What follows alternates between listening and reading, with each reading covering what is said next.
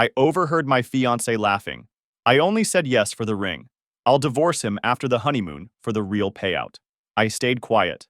When she came back from her bachelorette trip, all she found was a middle finger and an empty apartment. Hey everyone! Before we jump into today's video, I need your help. We've noticed the channel is losing some traction, and subscribing is one of the best ways you can support us. It's quick, free, and it helps us keep bringing you awesome content. Your support means the world. Let's keep this channel growing together. Thanks so much. Now let's start the video. Hey Reddit! A few weeks before the wedding, I overheard my fiancée plotting to clean me out and take off with her boyfriend. I let her think she'd won, while I was already 2 steps ahead. Here's how it went down. I, 33 male, met Allison, 31 female, 4 years ago at a local business networking event. I was 29, running my own restaurant that I'd opened after years of saving and planning. Nothing fancy, just good food at decent prices with a loyal customer base. The restaurant cleared about $95,000 a year after expenses, which wasn't making me rich, but kept me comfortable. I'd spent 3 years working 80-hour weeks at 2 different restaurants while living in a studio apartment with my college roommate. Every cent I could save went into my business plan. When I finally secured the SBA loan to cover the remaining startup costs, I slept on the restaurant floor for the first month, showering at the gym across the street. That's the part of entrepreneurship no one posts about on Instagram. I owned a modest 3-bedroom house in a decent neighborhood, bought at foreclosure, and fixed up myself. The previous owners had defaulted after a messy divorce, and the place needed serious work. New roof, updated electrical, kitchen remodel. I did most of it myself on days the restaurant was closed, learning from YouTube videos and a retired contractor who lived down the street. Allison worked at one of those upscale boutiques downtown where everything costs 3 times what it should. She was assistant manager, but you'd think she was CEO from the way she carried herself. Long brown hair always perfectly styled, nails always freshly done, clothes always precisely on trend. She had this practiced way of making you feel like the most interesting guy in the room, while simultaneously making you want to impress her more. Her sales technique carried over to dating. She'd ask questions about my business with what seemed like genuine interest, then casually mention how impressed she was with real entrepreneurs. My sister Kate saw through the act immediately. First time they met at a family dinner, Kate pulled me aside afterward. That woman is faker than my coworker's LinkedIn profile. I brushed it off as Kate being overprotective. She'd always been suspicious of the women I dated, but this time her warning had an urgency I ignored. "So you're really into this one?" Kate had asked when I mentioned getting serious with Allison. "Yeah, she's different. Ambitious, connected, knows what she wants." "What she wants is your wallet," Kate muttered, but I pretended not to hear. In retrospect, the red flags were everywhere. Allison never offered to pay for anything, not even when I was clearly stretching to cover an expensive dinner she'd suggested. Our first date cost me $190 at some fusion place where the portions would starve a toddler. My buddy Cole warned me early on too. "Dude, you're making local business owner money, and she's living a trust fund lifestyle. Do the math." But when you're sleeping with someone who looks like they could be in a toothpaste commercial, your calculator mysteriously breaks. Cole and I had been tight since college. He'd helped me move equipment into the restaurant when I first opened, working for nothing but pizza and the promise of future discounts. Dating Allison felt like getting a surprise promotion. She knew the hostess at every restaurant, got us into exclusive events, and her apartment looked like something from a design catalog. Her apartment was the first warning sign I completely missed. Assistant manager at a clothing boutique doesn't pay for a 1,200 square foot downtown apartment with floor-to-ceiling windows and custom closets. When I asked how she afforded it, she vaguely mentioned family help and quickly changed the subject. Found out later her parents paid half her rent. She was 27. She made it seem like my stability was some novel character trait. "I love that you've built something real," she'd say. The first 2 years were good. We moved in together after 16 months, taking a downtown apartment. We had our routines. We worked. Then she got promoted to assistant manager. Suddenly her calendar was packed with staff dinners and industry events. When I asked if I could join one of these events sometime, there was always a convenient reason why it wouldn't work. "It's just the girls tonight." Or, "It's more of an internal thing." Or my favorite, "You'd be bored. It's all fashion talk." I wasn't concerned though. We'd been solid. 4 months later, I bought the ring. Just over 2 carats. $18,500. My cousin got me a deal, but it still wiped out my savings and maxed a credit card. Allison had casually mentioned her college roommate's ring and how she'd always thought that was the minimum for a respectable proposal. I proposed on our 3-year anniversary at the restaurant where we had our first date. Got down on one knee, said all the right things. She cried, said yes, then immediately took 3 different angle shots of the ring, posted them on Instagram before we'd even ordered appetizers. Caption: Dreams do come true. He did good. The comments section exploded with fire emojis and OMG goals from women I'd never met. I remember thinking, this is what all the hard work was for. What a chump. Fast forward a year into our engagement. Wedding planning consumed every waking moment. Venue visits, catering tastings, arguments about letterpress versus digital invitations. Allison's parents contributed $10,000, but somehow the wedding budget had ballooned to $48,000. The difference came from my savings, restaurant profits, and a home equity loan I kept quiet about. That $10,000 from her parents came with strings too. Her mom had to approve every decision, from the flowers to the table settings. For people contributing less than 20% of the cost, they sure acted like majority shareholders. Wedding date: May 22nd, 8 weeks away. Honeymoon in Maui already booked and paid for. Meanwhile, I'd been house hunting in secret. Found a 4-bedroom in Ridgewood Heights. Solid neighborhood. Reasonable location for expanding my restaurant concept. Needed some updates, but had potential. The place had been sitting on the market for 97 days because it needed cosmetic work, which meant I could negotiate the price down. Closing set for 2 weeks before the wedding, I planned to surprise Allison with the keys after the reception. Had to get my dad as a co-signer since my credit had taken a hit from all the wedding expenses. The house had good bones. 2,800 square feet, big backyard. The previous owners started updates but ran out of money. I figured I'd finish it over time, just like I had with my first place. Work had been brutal. Summer season was ramping up, and I'd been putting in 60-hour weeks trying to keep the restaurant staffed and running smoothly. 2 servers quit with no notice, and my sous chef was threatening to leave for a corporate gig that offered benefits I couldn't match. Allison was swamped too. The boutique was preparing for their seasonal changeover, which apparently required lots of late nights and weekend inventory sessions. When I pointed out that most retail inventory happens during closed hours, she got defensive. Our process is different. We're not some big box store. That Thursday, I came home early. We'd barely seen each other all week, so I thought I'd surprise her with takeout from that Mexican place she's always talking about. I'd picked up enchiladas, guacamole, and those churros she loves. I heard her voice as I put my key in the lock. She was on the balcony, phone pressed to her ear, laughing in that way she does when talking to someone important, higher pitched than normal, with a calculated breathiness. I set the food down quietly and moved toward the sound of her voice, planning to surprise her. "The ring is gorgeous. You should see it in person," she was saying. "Almost makes up for having to screw him for the past 3 years." I froze, keys still in my hand. God, the wedding planning is exhausting. His family wants a church ceremony. Can you imagine? So basic. But I've got to play nice until we're married. Divorce is where the real money is. My throat tightened. I should have made some noise, let her know I was there. Instead, I stood perfectly still. Maui's going to be amazing, though. I've been checking out the hidden beaches. And that resort spa? I've already booked multiple treatments. A pause. No, I haven't told him you're meeting me there yet.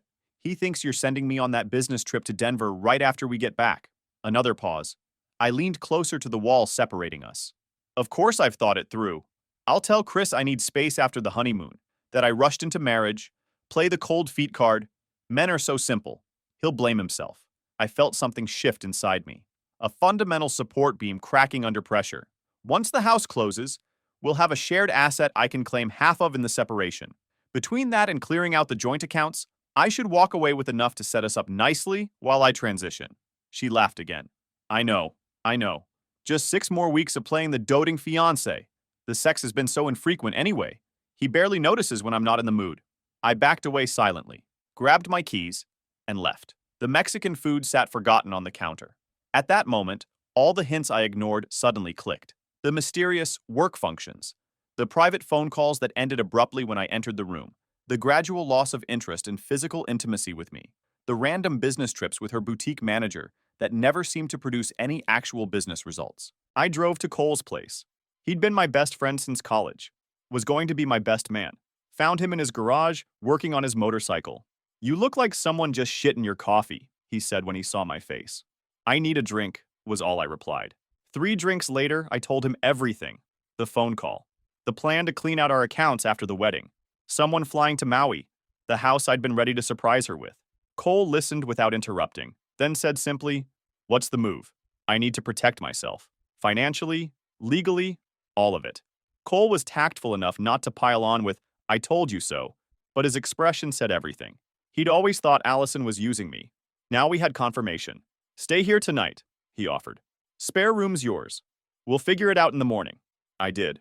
When Allison called around midnight wondering where I was, I texted back that I was helping Cole with his bike and would crash at his place.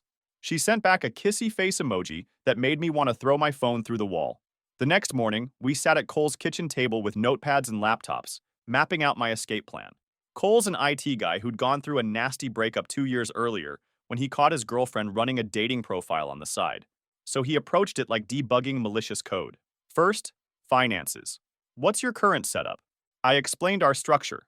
My personal account, where my restaurant income landed, her personal account, and our joint account for bills and wedding expenses. "How much is in the joint right now?" "About $19,000. Mostly for final wedding payments and honeymoon spending money." Cole nodded. "And the house? Closing is when?" "May 8th, 2 weeks before the wedding. Just my name on the mortgage, but I was planning to add her after." "Keep it that way. Act normal. We need time to set everything up correctly." Cole pulled up a calendar on his laptop. "Let's work backwards. Wedding is May 22nd. House closing May 8th. Today is March 28th. That gives us just over 5 weeks to execute." "Bro," Cole said, tapping his pen against the notepad. "You realize you just dodged a financial nuke, right? Like, you were about to hand this chick the launch codes to your entire life." "Trust me, I'm aware." We outlined every shared expense.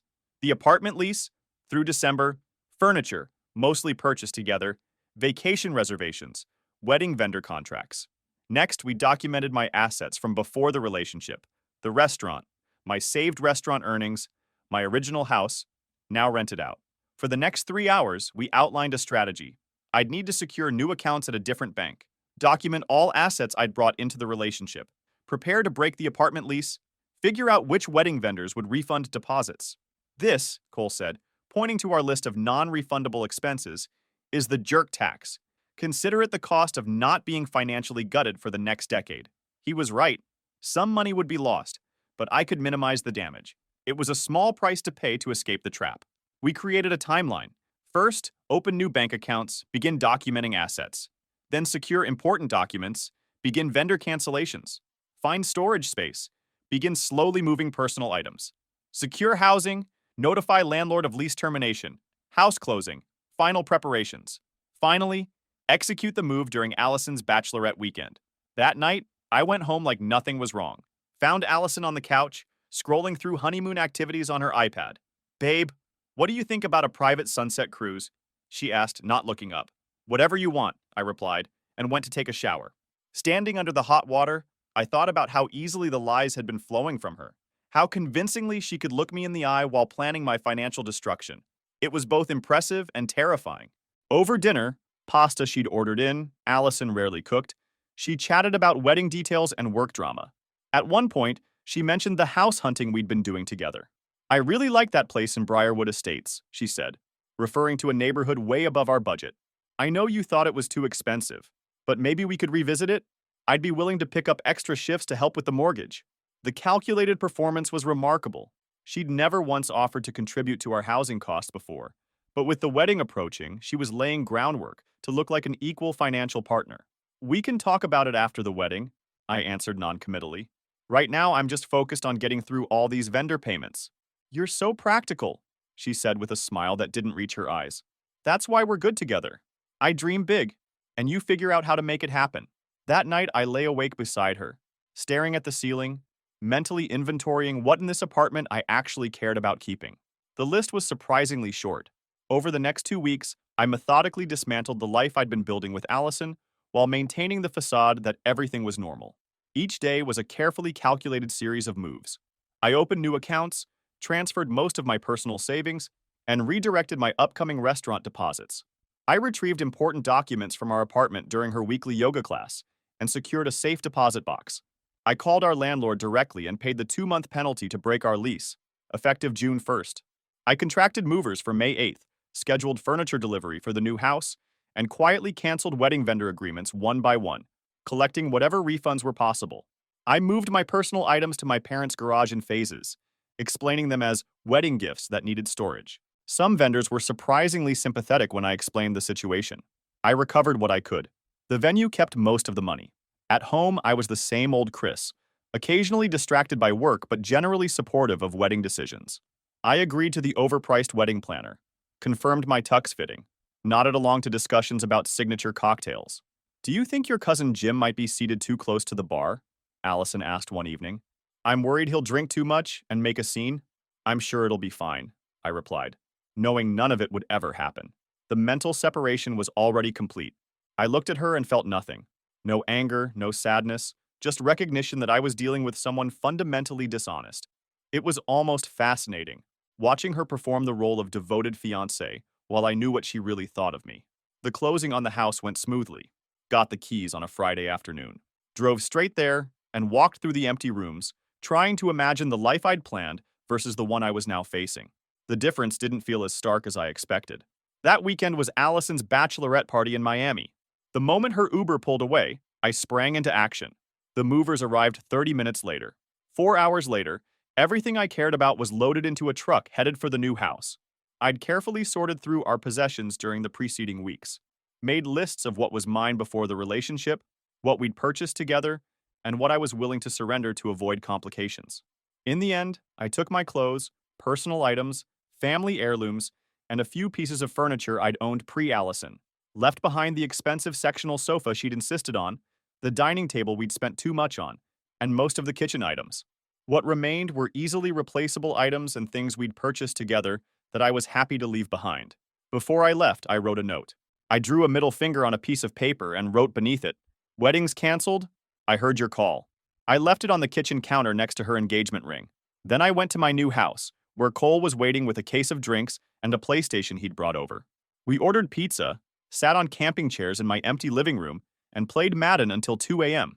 "To dodging bullets," Cole said, raising his drink. "Not just dodging, watching it fly by in slow motion," I replied. For the first time in weeks, I slept deeply and peacefully, despite being on an air mattress with a sleeping bag. My phone started blowing up Sunday evening. Allison must have returned early from Miami. In the span of 30 minutes, there were 24 missed calls and 36 text messages ranging from confused, "What's that note? What are you talking about?" to angry, "You can't just leave over a misunderstanding," to desperate, "Please call me. We can work this out. I love you." I didn't respond to any of them. Instead, I blocked her number, poured another drink, and continued my gaming marathon with Cole. My new furniture wouldn't be delivered until Wednesday, but the emptiness of the house felt appropriate somehow. Clean slate. The next morning, I called my parents and sister to explain what happened before they heard through the grapevine. Dad was quiet, but supportive. Mom was relieved. Turned out she'd had reservations about Allison too, but didn't want to interfere. And Kate? Kate practically cackled with vindication. "I knew it," she said. "Did I not tell you? Did I not say exactly this would happen?" "Yes, you're very smart. We're all impressed," I replied dryly. "No, but seriously, Chris, are you okay? House is nice, business is good. Just lost 18 grand on a ring and about 30 more on wedding deposits. Better than losing half your restaurant in a divorce," Kate said. "Consider it tuition for the University of not getting played again." Monday morning, I drove to the restaurant as usual. Had to field some awkward questions from my staff who'd seen Allison's increasingly frantic social media posts. But I kept it simple. Wedding's off, rather not discuss it. My sous chef pulled me aside during lunch prep. "Allison's outside," he said, looking uncomfortable. "Want me to tell her you're not here?" "I don't want to see her," I replied. Allison showed up at the restaurant 3 more times that week. Each time, my staff ran interference. One of the servers, a college student who'd always disliked Allison, took particular pleasure in telling her I was in an important meeting, or at the bank. Meanwhile, I was settling into the new house, room by room. Set up the bedroom first, then the kitchen. Bought a decent couch and TV for the living room. Started making plans for renovating the master bathroom. It was strange how quickly the place began to feel like home. By Wednesday, word had spread. Allison's parents called my parents. Her friends messaged my friends. Our shared social circle fractured along predictable lines. People wanted details. Rumors circulated. Someone started a rumor that I'd cheated, which Allison did nothing to correct. I maintained radio silence, refusing to engage in the drama. Allison's parents weren't taking it well. Her dad left a voicemail demanding I be a man and fix whatever misunderstanding had occurred. Her mom was worse, sending a text saying I should be ashamed for humiliating their daughter and demanding I reimburse them for their $10,000 contribution to the wedding. Her sister Madison, possibly more entitled than Allison herself, showed up at my restaurant during lunch rush, causing a scene that ended with her being escorted out by my head server. The harassment escalated when Allison's dad parked outside my house one evening, honking his horn periodically for nearly an hour. I documented everything, then had my brother Tim, a contract lawyer in Cincinnati, draft a strongly worded letter threatening a restraining order if they didn't back off immediately. The letter included timestamps, locations, and screenshots of all contact attempts. The behavior stopped. Meanwhile, my own family rallied around me. Dad helped with setting up security cameras at the new house. Mom brought over home-cooked meals when I was working late. Kate stopped by regularly, helping me unpack and organize while providing running commentary on how she always knew that woman was trash. "You know what?" Kate said one evening as we assembled a bookshelf. "I'm actually proud of you. Most guys would have confronted her, made a big emotional scene, given her a chance to manipulate the situation. You just executed. Cold and clean. Thanks. Learned from watching you handle that cheating ex of yours last year. The difference is I only lost 6 months in an espresso machine. You dodged a lifetime of financial bloodletting." She wasn't wrong. If I'd gone through with the wedding, allowed Allison to be added to the house deed, then discovered her plan during the honeymoon or after, I'd have been legally obligated to split assets with her. The restaurant might have been protected since it predated the relationship, but the house, joint accounts, and anything purchased during the marriage would have been fair game. I still hadn't directly communicated with Allison, which was driving her insane. She showed up at my restaurant again, sent emails to my business account, even tried to reach me through LinkedIn messages. Thursday night, she ambushed me in the parking lot after closing. I'd stayed late specifically to avoid this scenario, but she must have been waiting for hours. "What is wrong with you?" she said, blocking my path to my car. "You completely misinterpreted a private conversation." I said nothing, just tried to step around her. "This is so like you, Chris. Always overthinking everything. It was a venting session with my girlfriend about cold feet. You're tossing away 3 years over nothing. Move, Allison." "No, not until you act like a grown man and talk to me." I heard everything. The divorce plan, everything. Clearing out our accounts, all of it. Her eyes narrowed. "What about the apartment? Our lease runs until December." Of course, that's what she focused on. The practical financial implications.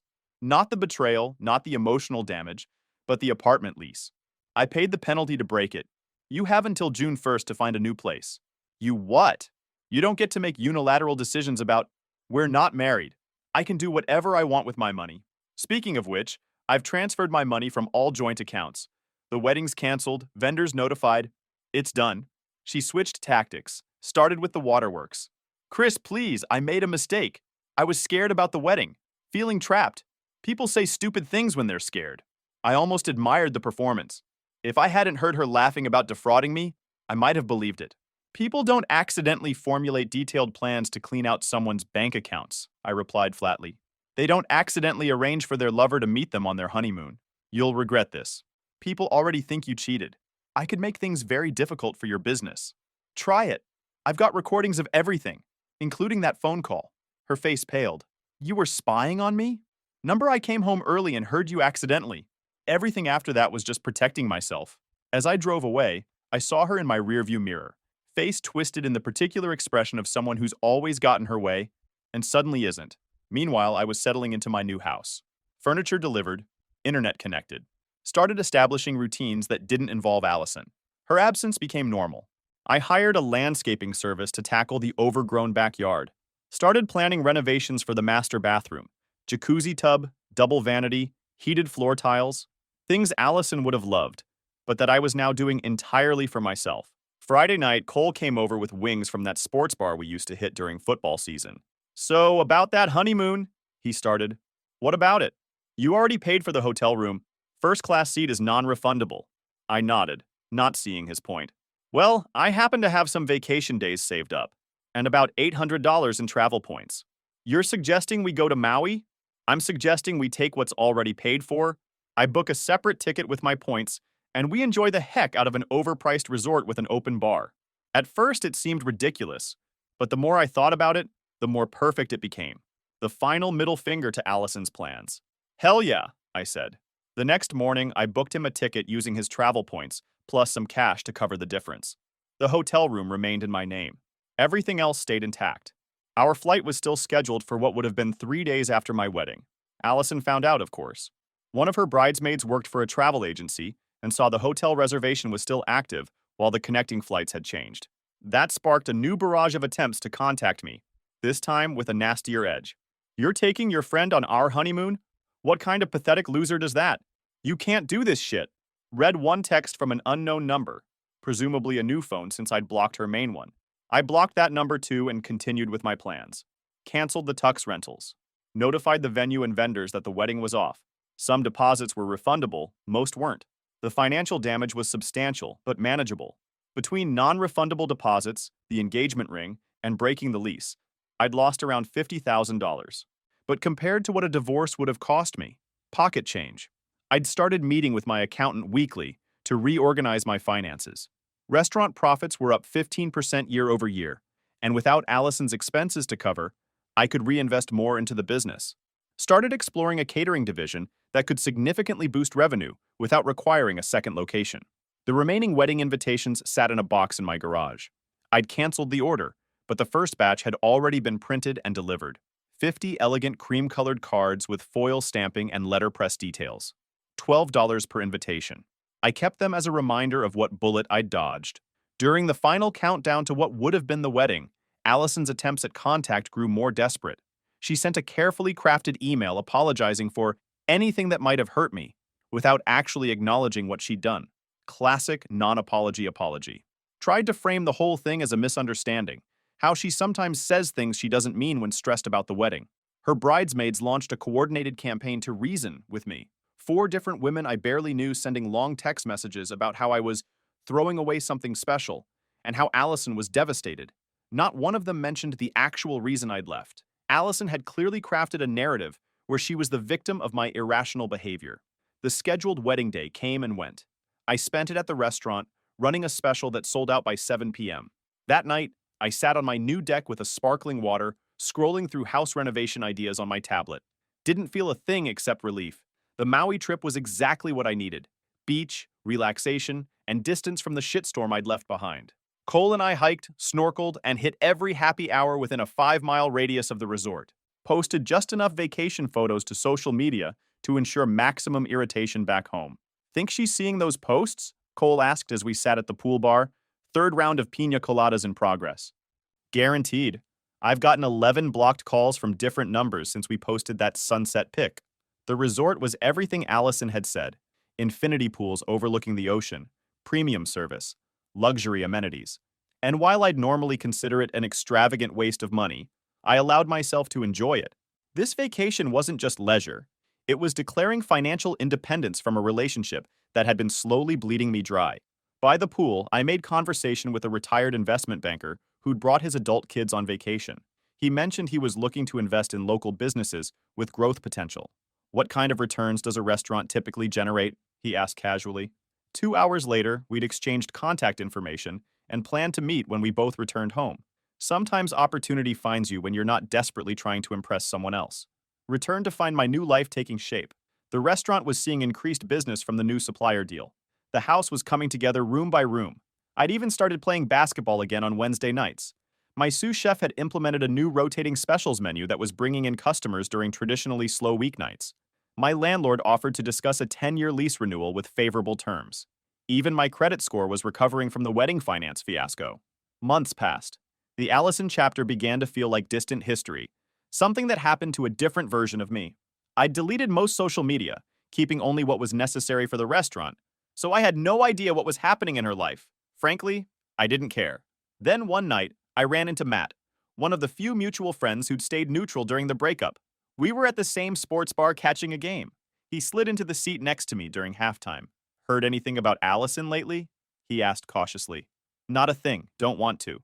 "Fair enough, it's just, man, it's a shit show." Despite myself, I was curious. "What happened?" "Well, that guy Jason, the one she was meeting, apparently he dumped her about 2 months ago. Ghosted her after she moved in with him. She's 3 months behind on rent, about to get evicted. Had to sell her car. Parents cut her off completely when they found out what she was planning to do to you." I took a long sip of my water, feeling nothing but a detached sort of interest. like hearing about a character in a TV show I no longer watched. Turns out that boutique job wasn't nearly as profitable as she made it sound, Matt continued. She was supplementing her income with money from her parents. When they cut her off, she couldn't maintain the lifestyle. That's rough, I said finally. Anyway, you catch that trade the Ravens made yesterday? As we debated NFL roster moves, I realized something important. The best revenge isn't just living well. It's living so well that when you hear your ex is circling the drain, your only reaction is mild curiosity, followed by complete indifference. Matt wasn't done with the Allison updates, though. She got fired too. Apparently, she was skimming from the register at the boutique. Not enough to be worth criminal charges, but enough to get terminated. I nodded, only half listening. On the TV above the bar, the quarterback had just thrown an interception that might cost them the game. Bad decision, I muttered, eyes on the screen. Yeah, she always did think she was smarter than everyone else, Matt said, misinterpreting my comment. No, I meant the quarterback. Should have seen the safety coming. Matt laughed. Man, you really are over her, aren't you? I realized he was right. I genuinely didn't care about Allison's downward spiral. It wasn't satisfaction or schadenfreude, it was complete emotional detachment. 6 months after what would have been my wedding day, the meeting with the investment banker from Maui finally paid off. He offered to invest $150,000 in exchange for a 20% stake in my restaurant, with the funds earmarked specifically for opening a second location. After careful consideration and review with my lawyer, I accepted. The new location planning began immediately. Found a space in a developing part of town, lower rent but growing foot traffic. Signed a 5-year lease with an option to buy the building after year 3. Started designing a kitchen layout that would improve on the inefficiencies of my first restaurant. I hired a talented young chef who'd been working under a James Beard winner downtown. She brought fresh ideas and an Instagram following that helped generate buzz before we even opened. This time, I was building something bigger than myself, a true business, not just a passion project. The house renovations continued too. Finished the master bathroom with high-end fixtures and custom tile work, updated the kitchen with commercial-grade appliances, industry discount, built a deck perfect for summer barbecues, started hosting weekly dinner parties for friends and family. One Saturday evening, about 10 months after the Allison incident, I was hosting a small gathering at my house. Cole was there with his new girlfriend. Kate and her husband brought their kids. Matt came with his wife and a friend they wanted me to meet, Laura, a pediatric physical therapist who'd just moved to town.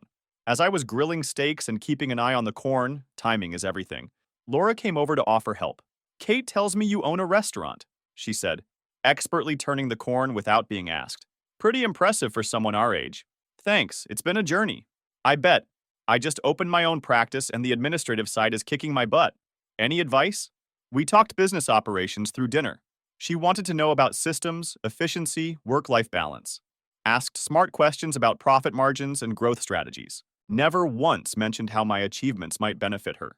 After everyone left, I sat on my deck, thinking about the contrast between Laura's genuine interest and Allison's calculated performances. The difference was stark. We started dating shortly after. Unlike Allison, Laura was refreshingly straightforward. We split checks without discussion. She valued experiences over expensive outings. No games, no manipulation, just authentic connection. Sometimes the worst moments of your life become the turning points towards something better. Sometimes a canceled wedding is actually a prison break. And sometimes, just sometimes, the bullet you dodge turns around and shoots the person who fired it.